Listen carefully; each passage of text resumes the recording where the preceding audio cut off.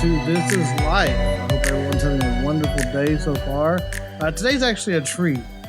Time to time, what I'd like to do is, since the show is called This Is Life, I'd like to have real life stories and experiences from guests. And today, my guest happens to be a longtime friend. I've known him since he was real little, since I was even younger, much younger. And I've seen him grow up. I've seen him not only grow, up in high school and all the things he did there, going through college and then getting a career, getting married, having a child, all the things of life, and just along the way, just really seeing him just grow up and just really become an incredible man and really somebody that I can count on as a close friend. And him and I text all the time. We can have awesome discussions about pretty much every topic. And yeah, we may not. One of the reasons why I think he's a perfect guest is, Matt and I are perfect examples about how people can have completely different views and still yet be best friends. Isn't that crazy? We don't agree with everything, but we respect each other and have a mutual understanding of the fact that we can see eye to eye. We can have a disagreement, but at the same time be close. And actually, we see it as a challenge to really grow closer. Rather than something that pushes us away, I believe it helps us get closer. So without any further ado, Matt, say hello. Hi. Hey, all right. I don't deserve that kind of introduction. No, even better, I promise. Absolutely. Good. All right, man. Well, why don't you kind of just tell everybody just about who you are, kind of where you came from, maybe some just notable things in your life that, someone would ask you if you could say, just a paragraph or two, what are some things that really have made you who you are today, and something that just you think that would be notable that people out there can relate with and that you would want them to know about you. That is a really pretty broad. That's a deep question. That's a deep question. We don't hold nothing back here on This Is Life. I came from my mother, my father. Yeah, that's pretty obvious. I think. Good. We're off to a good start. Got that part down. I'm a big IT nerd. I work for an IT place. Which is for the unlearned, what does IT stand for? Do people not know that? Really? Is that a thing? I think it's a thing. Okay, fair enough. IT stands for information technology. Sometimes people call it infotech. Computers, servers.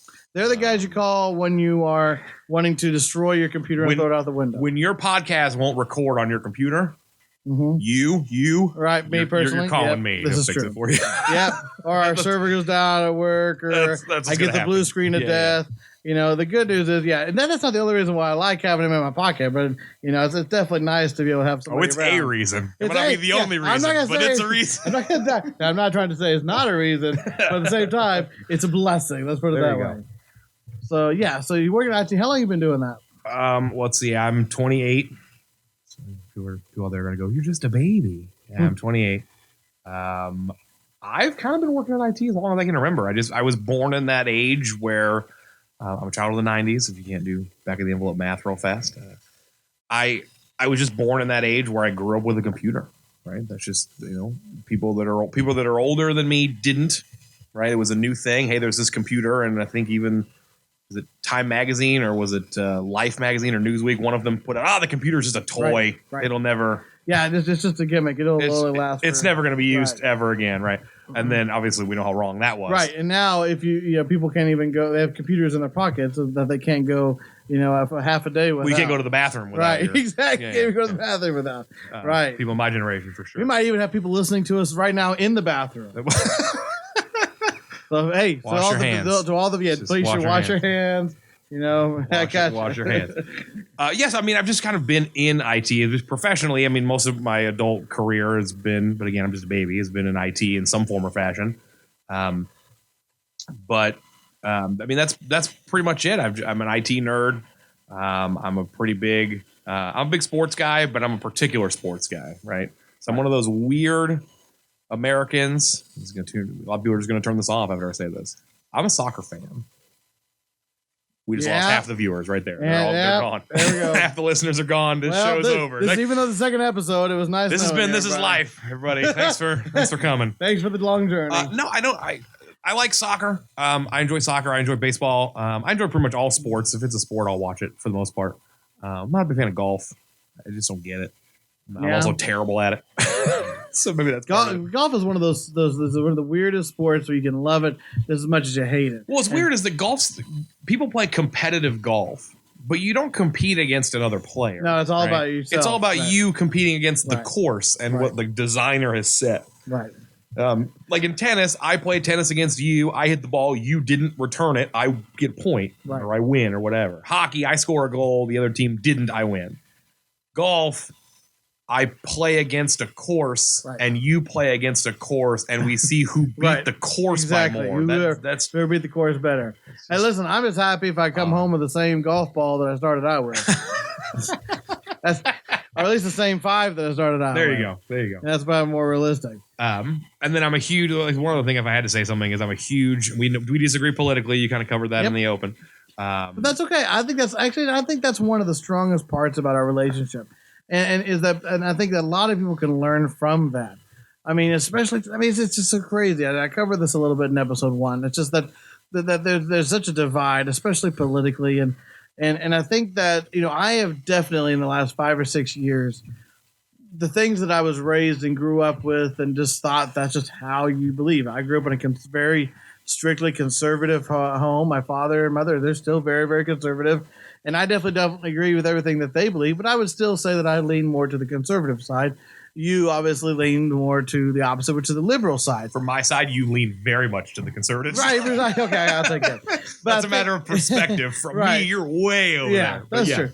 But the thing about that is that you and I, that we can take one topic and we can just to see each other's views. And at the end of the conversation, which typically never ends anyway, but at the end of each time we have a discussion about it, we still have an incredibly mutual respect for one another. And even if we disagree, we still learn something from the other person. I think that's the difference. Right. Is that you have to learn, that because the thing, the pride will definitely ruin your opportunity to learn. If you have so much pride in thinking that you have all the answers, that everything is all about you, and that nobody can teach you anything new, you are going to miss out on such an incredible opportunity to gain what really God has given you in this life. And that is a respect and a love and a kindness and a genuine care for one another. And even if they see things differently, as in this case, Matt and I even talk about politically, I see it as an opportunity for me to open up my eyes to a bigger world than what I was taught as a young child. And maybe if I am wrong, hey, I can admit it, grow from it, learn from it, and, make my world, the people I'm around, a better experience for all. Yeah, there's an open-mindedness between you and I. And I think it's just we're both just open-minded people, and that's just how it is. But there is this weird thing now where we're so divided in everything. And you covered this a little bit in the previous episode and a little bit in the open, that we're so divided on every single topic, right?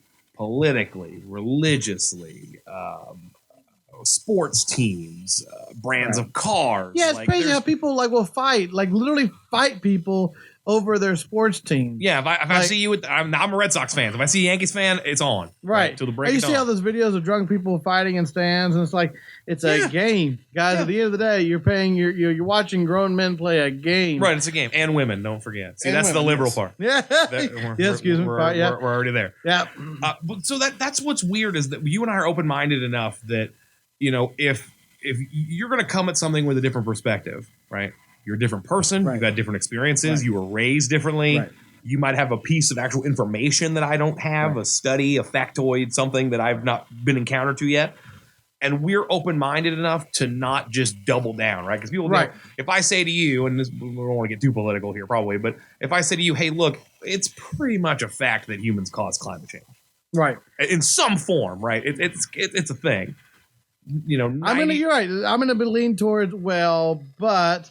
hasn't the Earth been changing for as long as it's been in existence? Right. And we could definitely have that conversation to what degree does humans cause climate change, and also to what responsibility does the government have to restrict our usage and things of that nature that are causing climate change. Right. So we differ on that. But if I were to come to you with a fact, you wouldn't just dismiss it as, oh, well, that fact doesn't agree with what I think. Right. Therefore, it's not. Therefore, it's not accurate. Right. Well, yeah. You can't if I said to you, Shawn, look outside right now, the sky's blue, you're going to go, nope. I looked this morning and I looked last night before I went to bed and it was definitely red. No, right.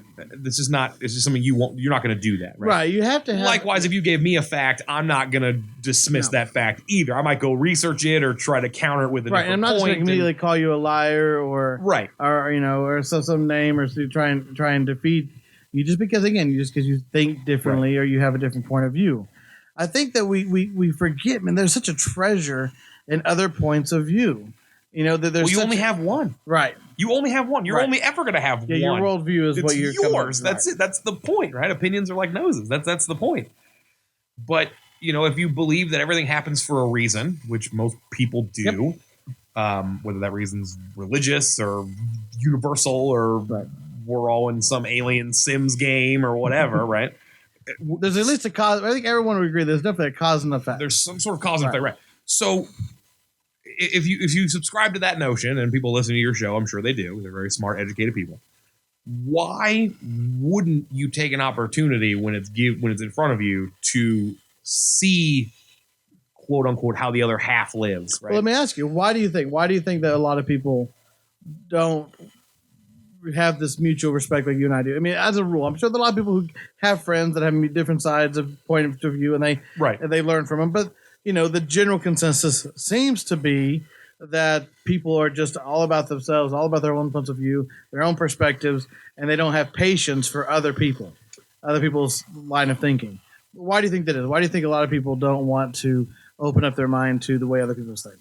I think because we've just been so entrenched with. If you go back thousands and thousands of years to the Neanderthal times, right? We were a tribe. There's this tribal nature. Humans have always been part of groups since the beginning of forever, right? So you have a group of people that are on this side of the ridge, and then I cross over the ridge and I see another group of people, and we're fighting over the same resource, let's say, right? Water, a creek, whatever, back in the caveman days. So, that's very much my team against your team. And in that case, we're fighting for a resource and for livelihood, for life. Survival. Right? For survival, right. But I think that's part of our nature. It's just part of our nature to group ourselves based on differentiators. It's just how I think differently than you. Therefore, I'm a Democrat and you're a Republican.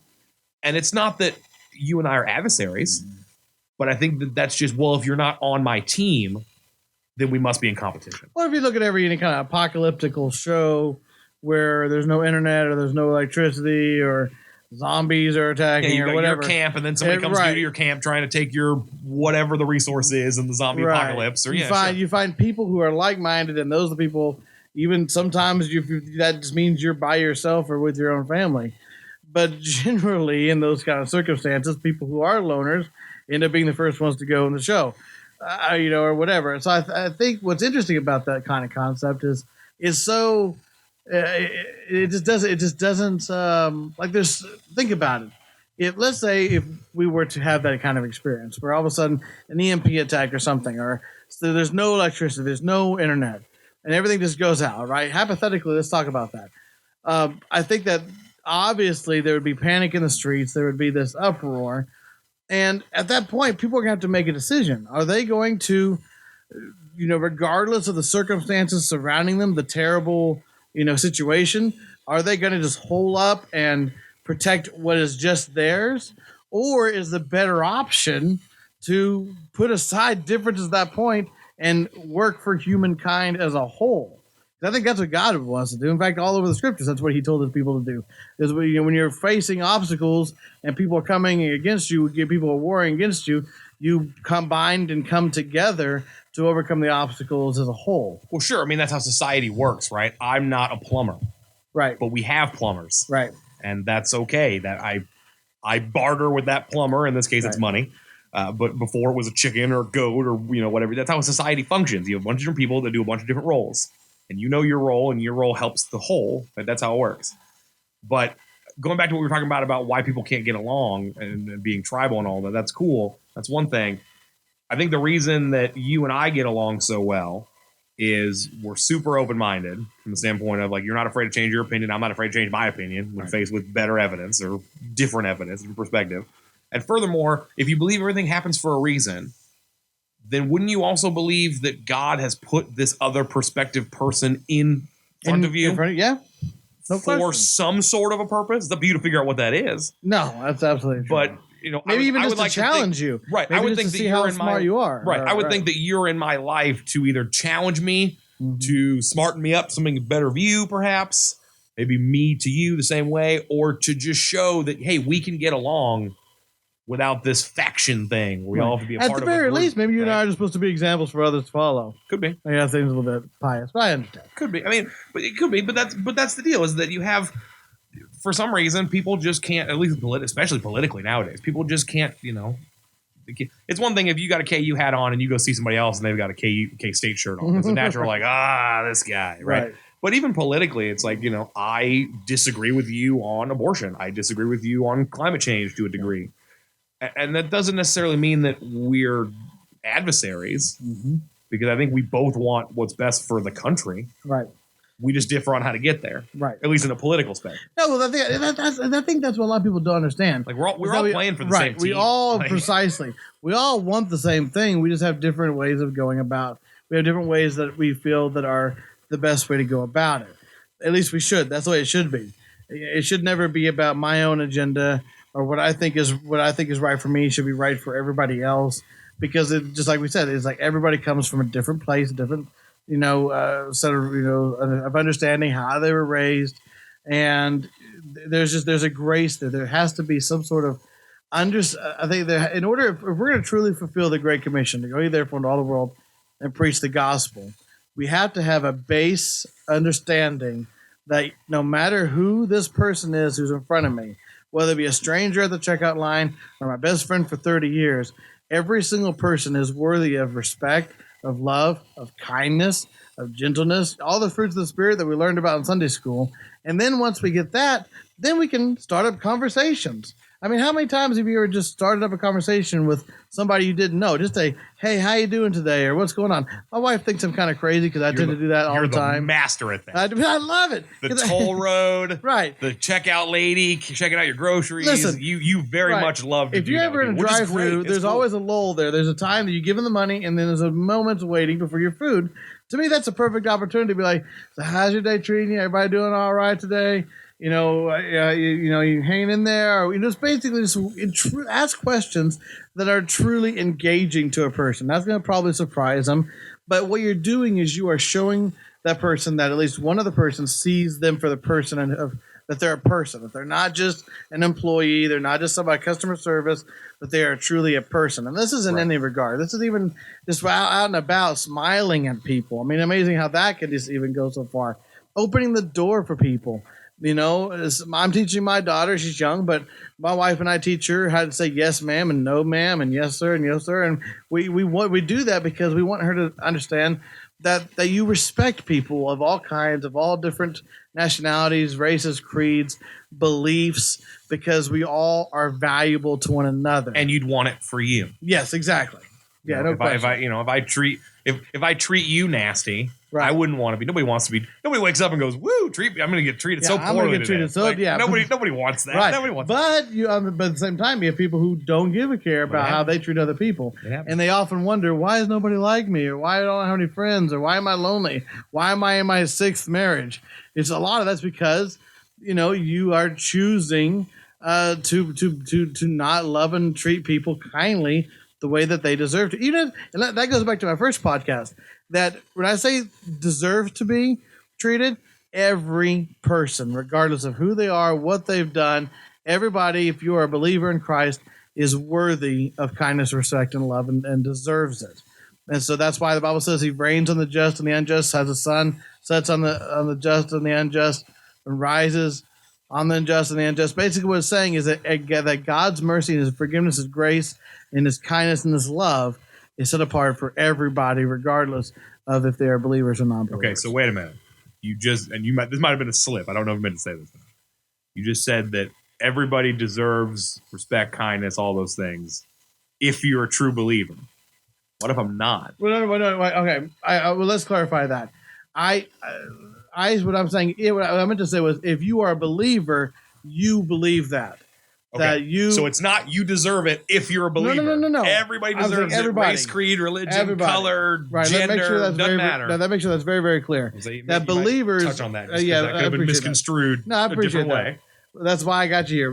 You piqued my ears when you said that. I went, wait a minute, really? Well, if I piqued your ears, I'll probably pique somebody else's ears. What I was saying is that believers specifically have a responsibility to treat everybody, whether they are a believer or not, with the same amount of love, respect, and dignity.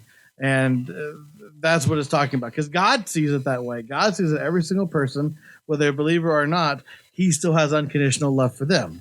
And we ought to have that way towards everybody.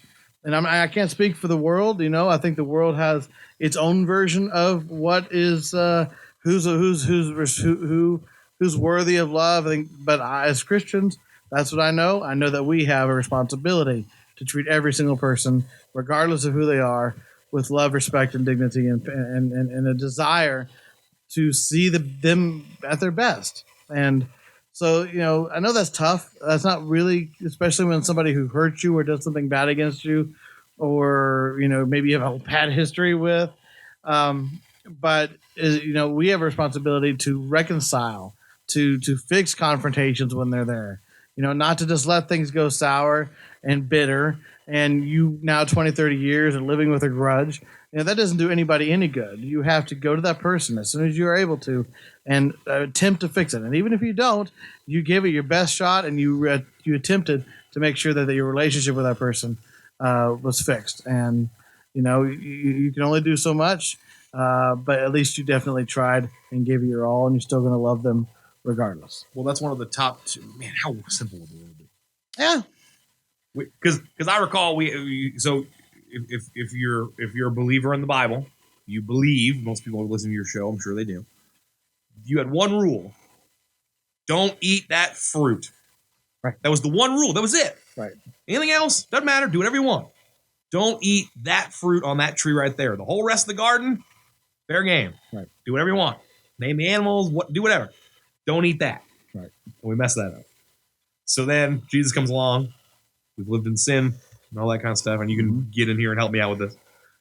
Then Jesus comes along, takes care of any sin that's occurred after that, right? Right. You have an entire Old Testament where we had to do a lot of work. And these kind right. of things. I mean, there's definitely a lot of toil, snares, and tribulations that the Old Testament had to go through in order just to make up for that original sin. And it wasn't until Jesus came that original sin was removed, and now we can actually have a relationship with the Father as was intended upon creation. Right. So after Adam, you get 10 rules. Mm-hmm. They come down on a tablet, and it wasn't an iPad. That'd be cool, but it wasn't an iPad. Right. They were a little heavier than the iPad. So you get 10 rules, and we messed that up. Right. And then there's a flood because we messed a whole bunch up. The Ten Commandments came after the flood. Oh, they after the flood? But it's okay. Regardless, I think your point is that you're saying that we were given a lot of rules. I mean, you're given one rule, you mess it up. You're given 10 rules, you mess it up. How many laws do we have in the United States right now? No, that's true. More than 10. Yeah. I don't know what it is, but it's a lot more. Yeah, and then each city has its own Jesus set of ordinances. So you get 10, you get all these rules. You have a flood. There's 10 rules. Jesus comes and kind of hits the reset button, and he basically says, "Hey, look, these 10 are really good, but we really only care about 2 of them." Yep, precisely. So he simplifies even the 10. 10 was too much for everybody. Yeah, he says that you love your Lord your God with all your heart, mind, soul, and strength, and love your neighbor as yourself. You do those 2 things, you can complete the entire law in the scripture. That's it. I don't need a law for murder. I don't need a law for taxes. For adultery. I don't need a law for adultery. Right. I don't need a law for anything. Right. The stealing. Yeah, I don't absolutely. need a law for stealing. I don't need covetousness. You don't need a law for disobedience. Yeah, I don't need a law for speeding. I don't need a law for any of that. Just right. Treat people the way you want to be treated. It's so simple. Right, but that's so the whole simple. But see, that's simple, but we can't get it. We can't do it. It's the absolute hardest thing for our flesh. It's the absolute hardest thing for ourselves because pride stands in the way. We like to think that we can do things our own way, in the way that is most comfortable for us. Because the thing that's most comfortable for us is whatever satisfies ourselves. Obviously, if I'm trying to eat better, eating a salad is not going to feel as good as eating a Big Mac, right? So you're going to have a self-discipline. And those things, if you want to accomplish goals and objectives in front of you, yeah, you're going to have to put the axe to the grind and really make an effort to make it a better choice so that you have a better existence in the long run. And specifically when it comes to loving people, people aren't always the easiest to love, and not just those you have a disagreement on, but just people who have severely wronged you. I mean, so has there ever been a time, Matt, in your life where somebody or something, really, really wronged you, really, really hurt you, and you can either go either way. Either it affected you in the long run, where you now have a bitterness that you have a hard time getting rid of, or did you go to that person and fix it, and now you're better? I threw that question on last minute, but just I mean, it's happened to everybody. I don't know, I don't know if I can recall a particular instance. I mean, you and I had a bit of a deal a little bit ago. You and I had a bit of a tiff a little bit ago. Just we hadn't talked in a while, and we squashed it, and it's not a problem anymore, and here we are. Right. And so that that's great. I don't know. I can't think of a good example. I can think of a lot of times where somebody's been put in my life for a reason, right?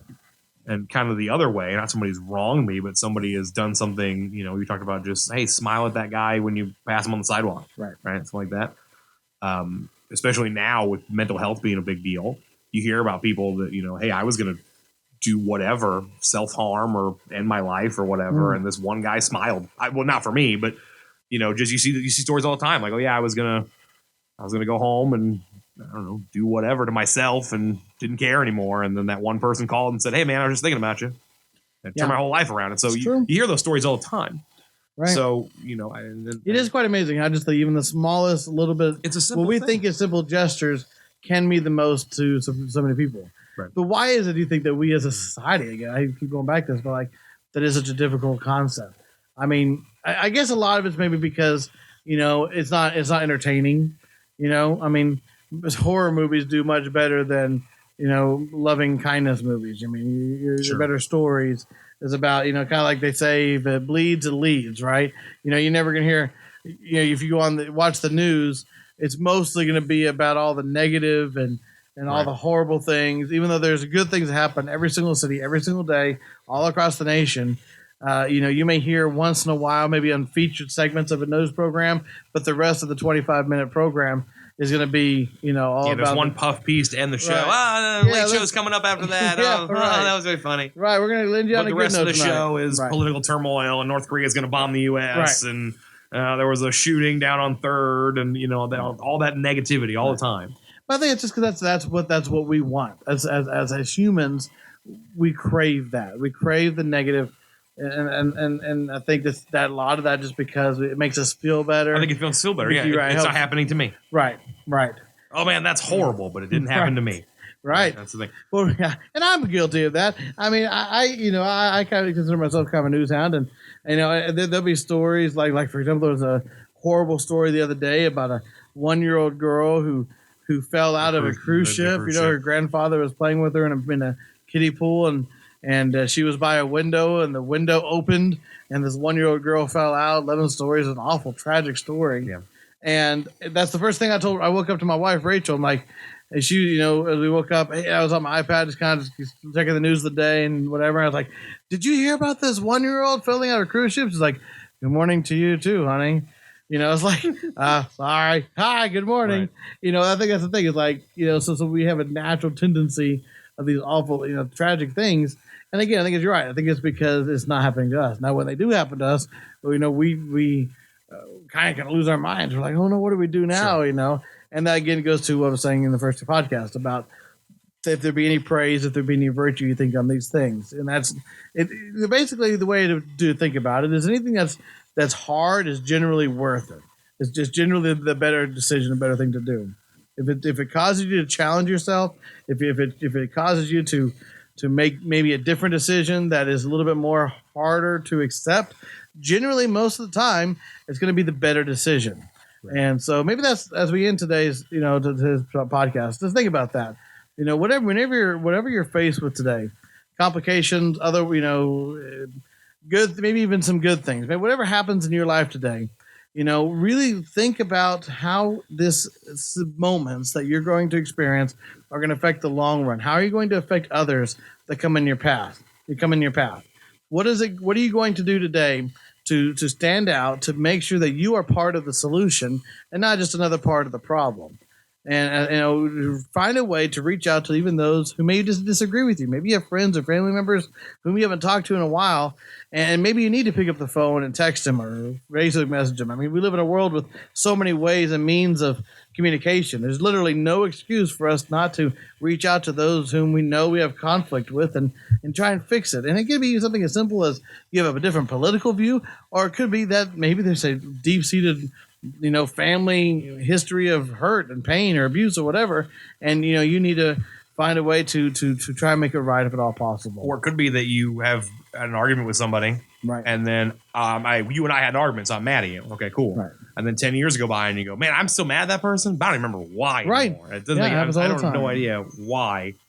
That's how. Oh, you got phones ringing. Well, in the studio. I guess that means it. Yeah, that's my fault. All right, guys. Well, let's end on there. Let's end on the text tone. All right. Well, I love you guys. Have a wonderful day, and until next time, God bless you guys. Aloha and mahalo.